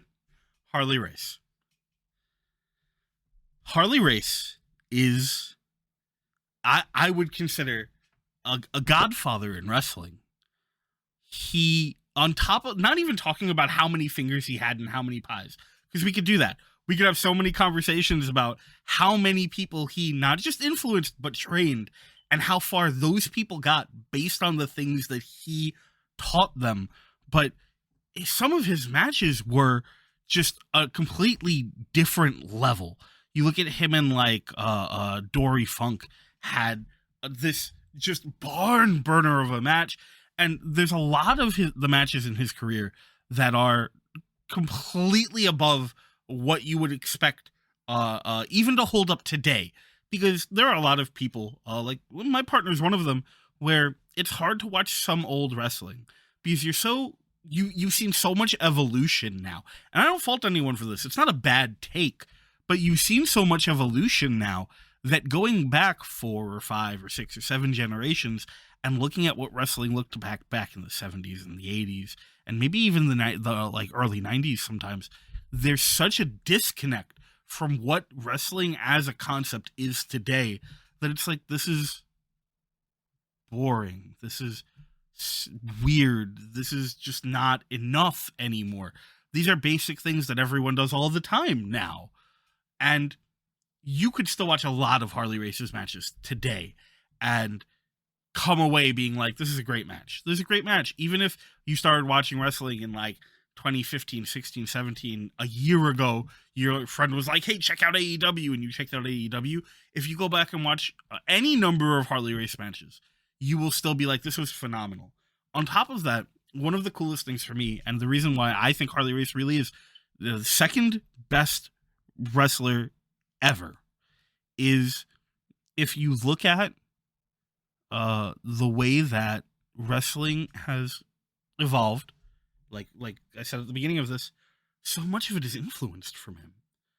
So much is, even if he didn't train you, because he trained a lot of people, he trained a lot of world champions, but even if you don't just look at that, just look at the pacing, the way that he paced his matches. Look at the way that he presented, not necessarily the words or the direction, but the way that he presented his promos, building those matches. He's one of those guys who spent so much time doing the thing that like Paul Heyman does now, which he's attributed to Harley Race, where it's about building up your opponent. I'm going to promo and I'm going to talk about how good you are.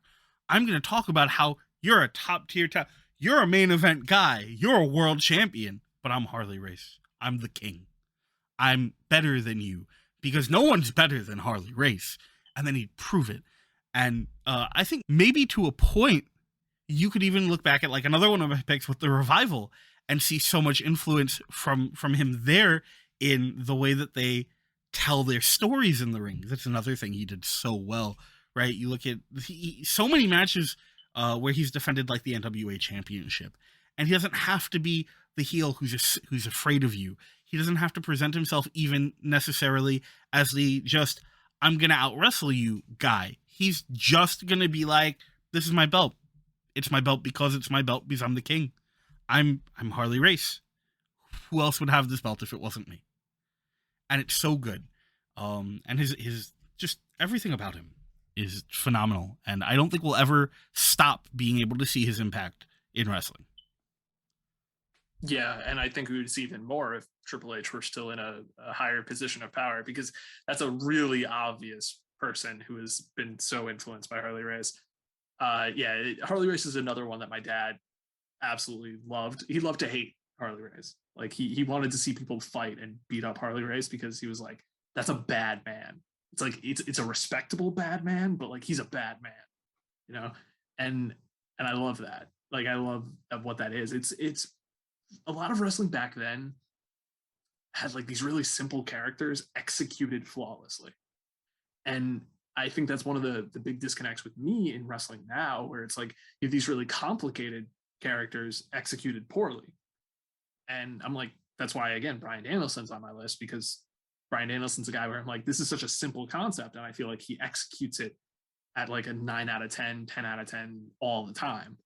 And because he lives it. And Harley Race is a guy that lived it. You know, this is kayfabe is broken. We know wrestler is scripted and all that jazz, right? But like Harley Race is a guy that like, if Harley Race like met you in an airport and you pissed Harley Race off, Harley Race would kill you because he's Harley Race. Like he will do that, and I believe he will do that. You know, I don't need a story to tell me he'll do it. Like, you know, call Arn Anderson. Like he'll get the Glock. Like, come on. Like Harley Race don't need a Glock. Harley Race will do it himself with his bare hands because he's a bad man and he's the king and he's sometimes the champion.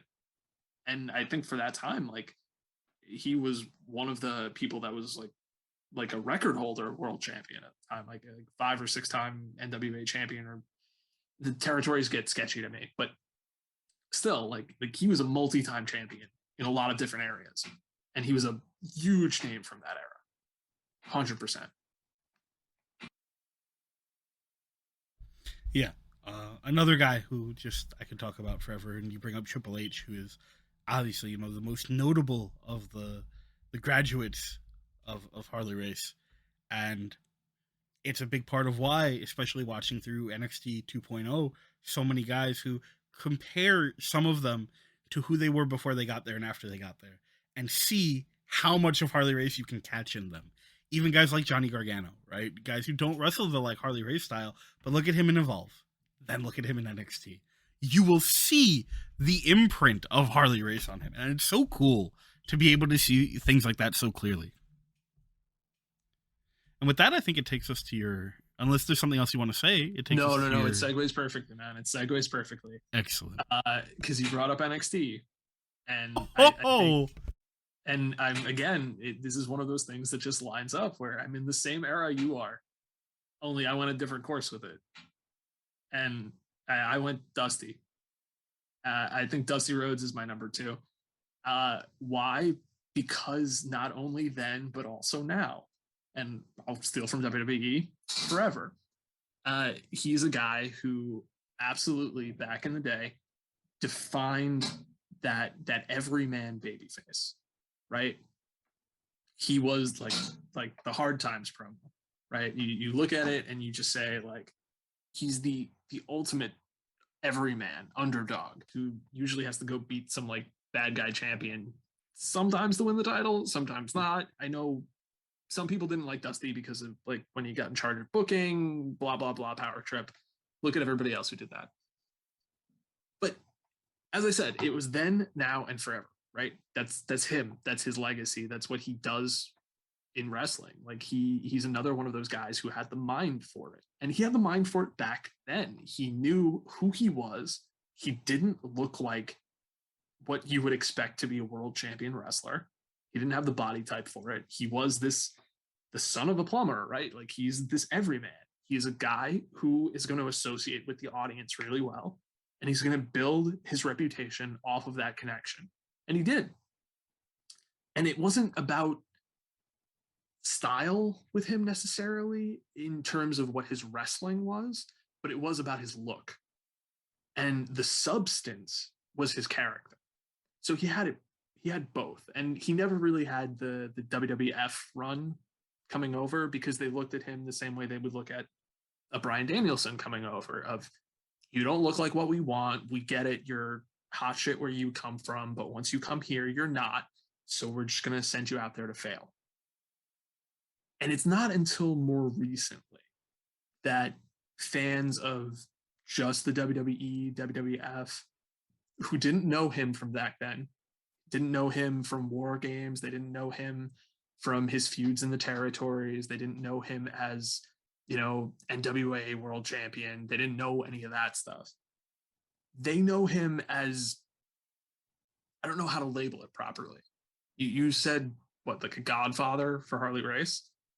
He's kind of the godfather of NXT a little bit, where he's the guy who sat back there and he figured out how to give these people the best shot to succeed. And so many people have done that. Like they've talked about how they didn't know what they were doing. They couldn't figure it out. They came up with a dozen ideas, sent them to creative, and Dusty was the one that figured out that one, tried that one. I'm the only guy giving you a shot right now. The next day we're doing promos, do that. That's going to catch somebody's eye. And it worked. I think Tyler Breeze is a guy that pointed something out like that, where he was like, didn't know what I was doing, came up with the gorgeous gimmick. Dusty was like, you know what? Give it a shot. Why not? Try it. At worst case scenario, we're going to be like, nah, back to the drawing board. All right. But like, he has an eye for it. Well, he had an eye for it. He had an eye for like figuring out what works and what doesn't. And another big piece of him is that he has 2 kids who are in this business, and they have eyes for it too in different ways. And I'm not going to say they're on the same level as Dusty, and I'm not going to say that like, Dusty gets legacy points just because he had children. But AEW exists because of Dusty Rhodes. NXT, even 2.0, exists because of Dusty Rhodes.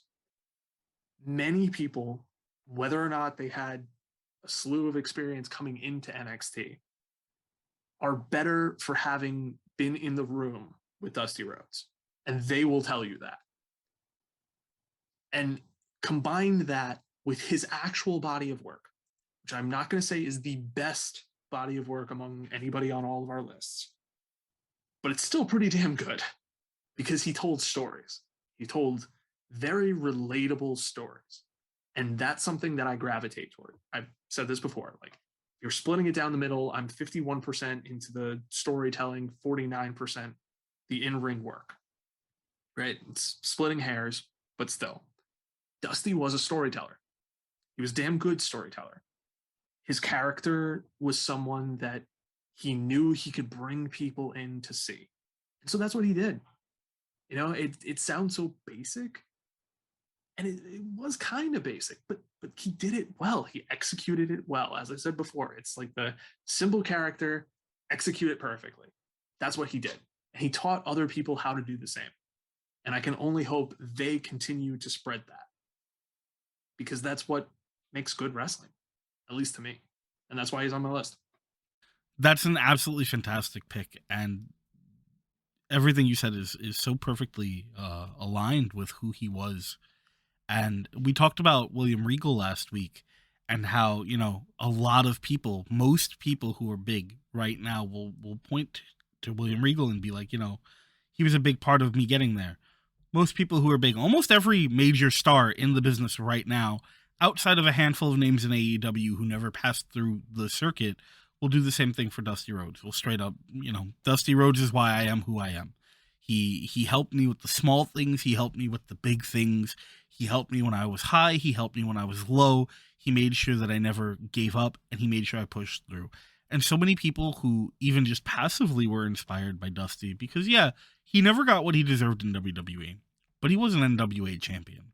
And for all the faults that may have come from booking, you still have a lot of people who were inspired by, look at this guy who is not physically what you would expect of a world champion, who has this incredibly prominent speech impediment, and look at him go.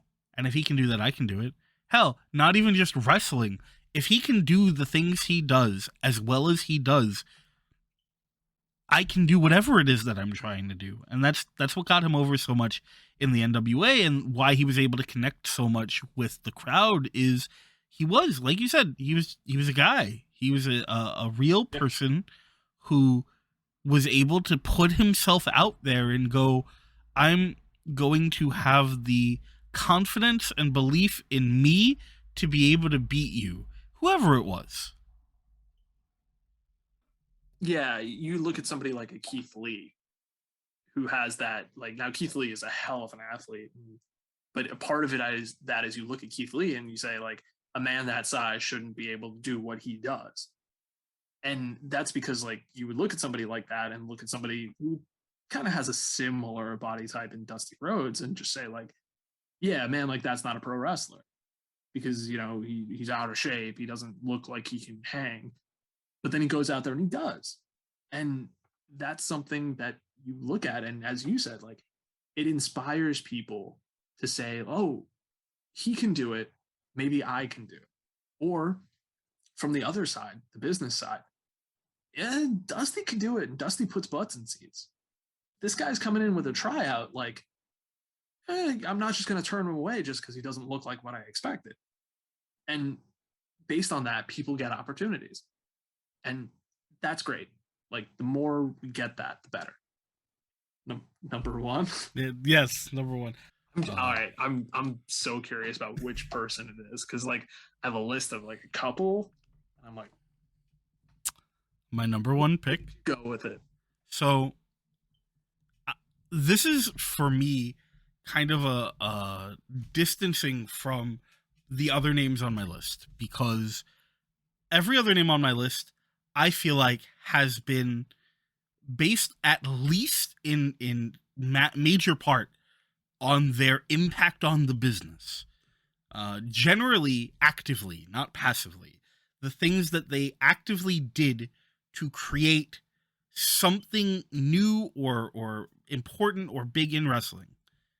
This person, in my opinion, and there's a bold claim, is the greatest wrestler to have ever existed.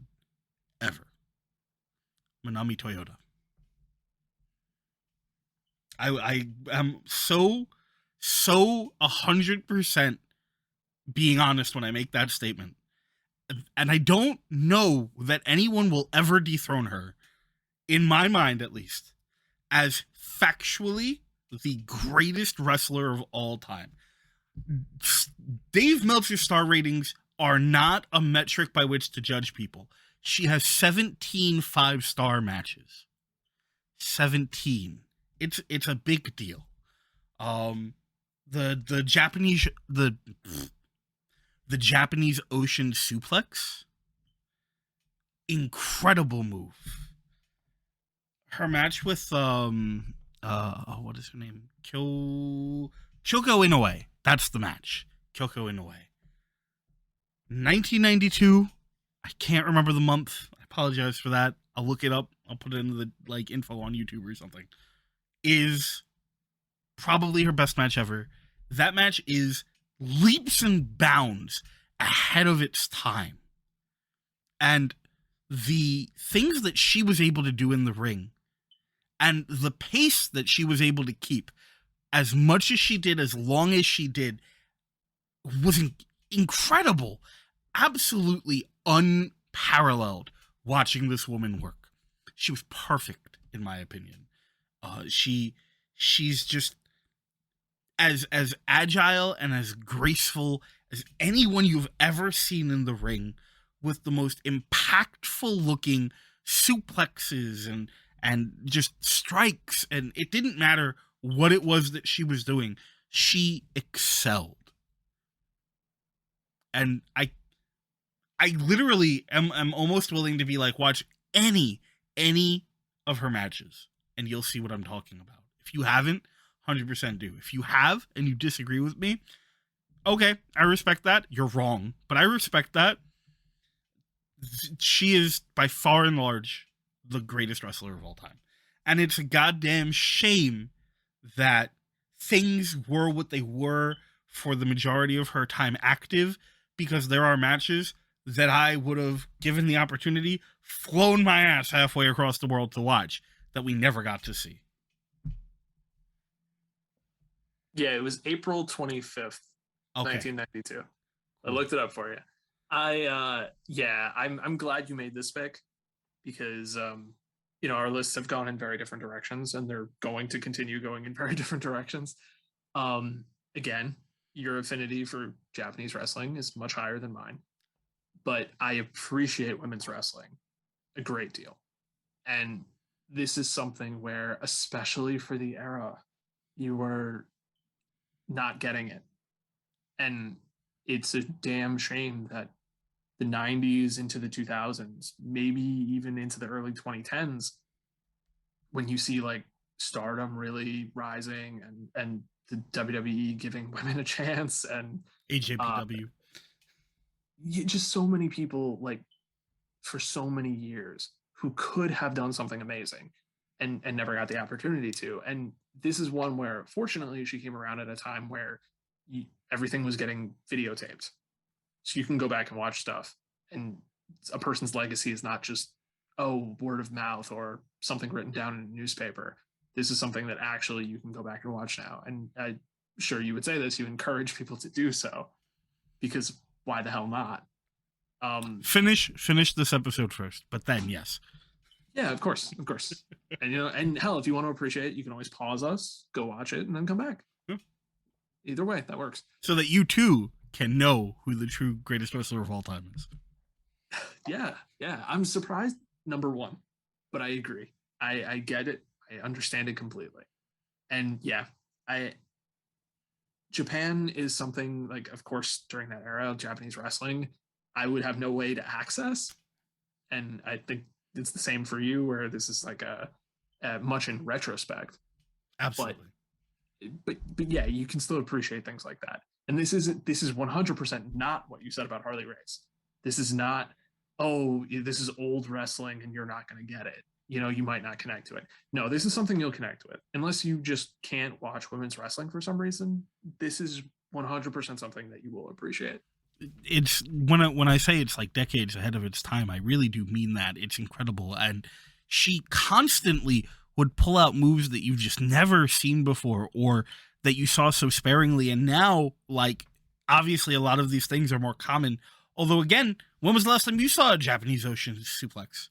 It just doesn't happen. There are so many of these moves that she just was able to present that, like you said, even now it holds up. Yeah, exactly. I was gonna say, go pick out some of her matches. Go pick out like one of those 5-star matches. You know, go find a 4.5 or even a 4. You could probably pluck it out, put it on TV in the middle of somebody else's broadcast right now, and it will fit. It'll be fine. You'll be able to watch it and understand it start to finish, and probably be very entertained. Okay, so with that, my number one. And if you notice my list, I've kind of constructed it in a pretty specific way, where you have Dusty from one era, Cena from one era, Danielson kind of from one era, like, or at least current, and that leaves one gap that's still open. And I didn't go the technical wrestling side with this one, although this individual does have one of my favorite matches of all time. Um, this person is the biggest star from the hottest period of wrestling of all time. And it's obviously Goldberg. No, it's Stone Cold Steve Austin. That's the wrong bald guy. I know, they look so similar. Yeah, it's Stone Cold Steve Austin. It's he's the pick. He wasn't my number one for a while, but once I got to the point where I was like, the best wrestler who's made the biggest impact, it's Stone Cold Steve Austin. It's that without hyperbole, this guy hit a level as a professional wrestler that I don't know if anybody could ever hit again. And if they can, wow, hats off to them. I would love to see them try. Be it promos or actual in-ring work, which he is somehow underrated in his ring work, which is crazy to think about. And I think a part of that is because so many matches in the Attitude Era were these big, overbooked, interference-laden things, and half the time he's working with Vince, so like, you know, you're only going to get so much out of that. But like, putting it all together, the career of Stone Cold Steve Austin, I will take Austin from like 96 to 2000, what, 3 was when he retired. You can even crop out half of 2001, 2002, sure, right? I think he had one match in 2003. So That was, all things considered, I think that was when he came because 19 was back. 2003. Yeah, but that was after he came back. He, like, so because he left. Remember, because he left in 2002 after he had the whole like kerfuffle with the NWO booking and Rock. Yeah, well, there was stuff leading up to that. Yeah, there was a lot. There was a lot, and yeah, I think you could get into it. Like, there are reasons that you could look at Austin the person and say, "Ooh, there's reasons to not like him," and I think that's fair. I think the reason why he's still on this spot on my list, instead of other people that you maybe could make those same comments about, is they never hit the highs that Austin did. The high of Austin is higher than any other peak of any other wrestler ever. And I don't even know if that's an exaggeration by much, if it's an exaggeration at all. And this is something where the what chants were still a thing, the Austin 316, the middle finger, the smoking skull, all of that stuff, the image, the black vest with the black trunks, that's all it is. He's just a badass guy. He goes out, he beats you up. He has one of the best finishing moves in all of pro wrestling, which is also crazy to think about. Put it all together, the complete package, Stone Cold Steve Austin. I will take even just those years, but he has more too. You can even look at him before that, where he's still a good wrestler. And it's amazing to think about that. It's absolutely amazing. And I think we're almost lucky that we got to live through that and experience it firsthand, because it seems almost like a fever dream looking back on it, of how nuclear the crowds would go when the glass shatters. It's the theme song, it's the walk, it's the attitude, it's the beer drinking, it's all of it. Like, put it all together, you can see, like, hell, the top star right now in AEW in Hangman Adam Page is who he is, and people connect to him because they look at him as like a, are you the second coming of Stone Cold Steve Austin? And he's not. He's the first coming of Hangman Adam Page. I want to make that clear distinction. But people will look at him and give him that chance just because they know who Stone Cold Steve Austin is. That's crazy. And that's why he's my number one. An absolutely phenomenal number one pick. Austin did so much for wrestling, and you're right. He is absolutely underrated as far as like bell to bell goes. I'm gonna lean back into Harley Race for a bit. Some of my favorite Austin matches are Austin Triple H, and watching the two of them work, because whether they're just throwing fists, and by the way, Austin's character work in the ring is almost unparalleled. And so watching him and Triple H, even if they're just throwing fists, or if they're wrestling on the mat, which they did quite a lot, there's so much happening in everything they do. And you're right, there has never really been a response to a wrestler the way there was to Austin, ever. And whether we'll ever get that again, I don't know. And I think that it says a lot if you look at like our top fours, yours and mine, as to what we value and what we see, and also just what our influences are in wrestling, right? Which is really cool. And Austin, I think, is just our number one picks are such great examples of exactly that. Austin is this phenomenal character who has so much that grew and shaped itself. And really, even though, we never really get into the Ringmaster and we never get into Stunning Steve, these are parts that shaped who Steve Austin would become when he finally was like, you know what, I'm done with this. Fuck this. I'm gonna be Stone Cold Steve Austin. Fuck this. I'm not gonna let you give me another gimmick. I'm not a gimmick. I'm a angry, stomp a mud hole in your ass, have a beer, tell you to go fuck yourself, just head to the side a little bit, boom, stunner, I'm going home. And that's it. And it's great. And then I have the wrestler, which is really cool. I think Austin's a great pick. Yeah, there are so many matches that. Well, yeah, I'll throw out the one that I please, didn't even go. mention, of Austin and Brett from Mania 13, where it's one of my favorite matches of all time. And one of the big reasons for that is it's a perfectly executed double turn where Austin enters the heel, leaves the face. Brett enters the face, leaves the heel. Neither man cut a promo. Nobody talked. It was all in the ring, but it told that story. Also, Ken Shamrock was there, but he was. But yeah, like that match is so good. It's so, like, it holds up. You can go watch it now. It is crazy good. And yeah, like what you said, his matches with Triple H, watch their 3 Stages of Hell match that they had with each other. A match where this is designed for the baby face to win.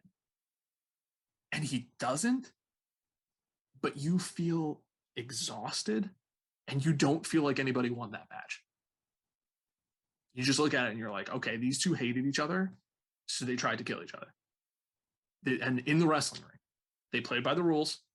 They tried to win, but man, you could feel it. You could feel the intensity from Stone Cold Steve Austin every single time he went out there. And you mentioned it before. His final match in the trilogy with The Rock, the best one of the trilogy with The Rock.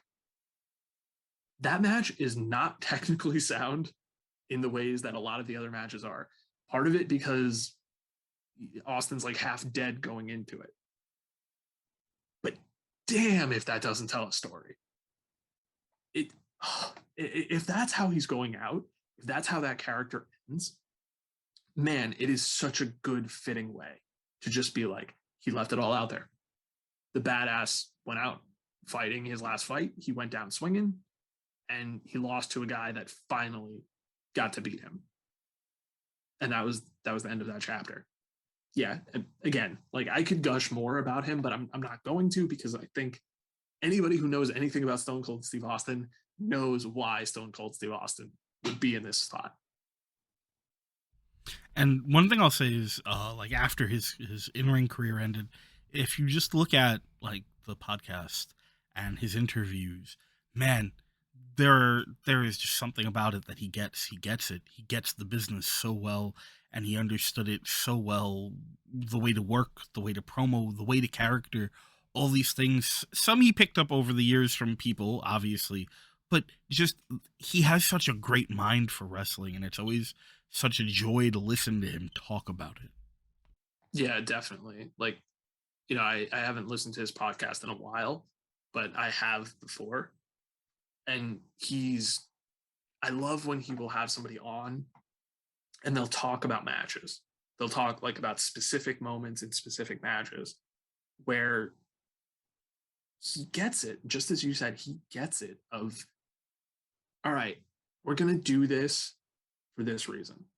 I remember him telling a story about like, I think it was like him and the Big Show, where it was for like a live crowd or a dark match or something, where he was just like, every time I give you a stunner, it pops the crowd.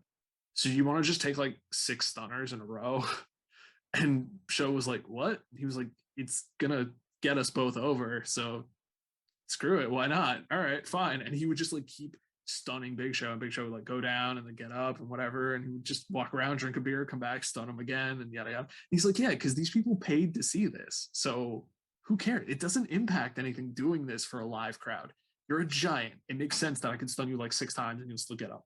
It's fine, right? It's not going to make you look bad. It's not going to make me look bad. Everybody goes home happy.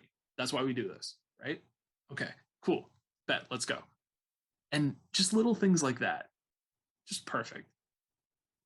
Yeah, there was one where he had Bailey on, I think it was, and he was talking to her about similar things where they were just discussing why you do what you do. I think he's talking to her about the match she had at Takeover with Sasha. The match you are talking about is definitely one. Sasha and Bailey. Yeah. I'm pretty sure it was the Takeover match, and she's like, we were having the match, and it was that thing where she's in the corner, and Bailey always does the like little swing with her hands before she goes running into the corner, and she's like, well, I wasn't sure if at the time I should do it, I should not do it. She ends up doing it, and Austin's just like, well, yeah, it's your brand. It's ultimately you are trying to win your match, and everyone understands that.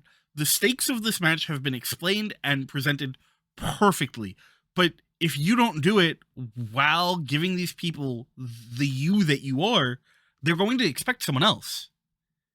And if you're not doing that, yeah, then I remember that. And I remember him specifically mentioning where it's like, it's fine, that's excusable, one, because of what you just said.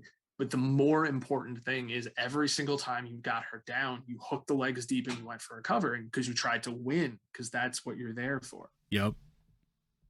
Yeah, and he has so many of those conversations with so many people, which are just absolutely phenomenal to listen to.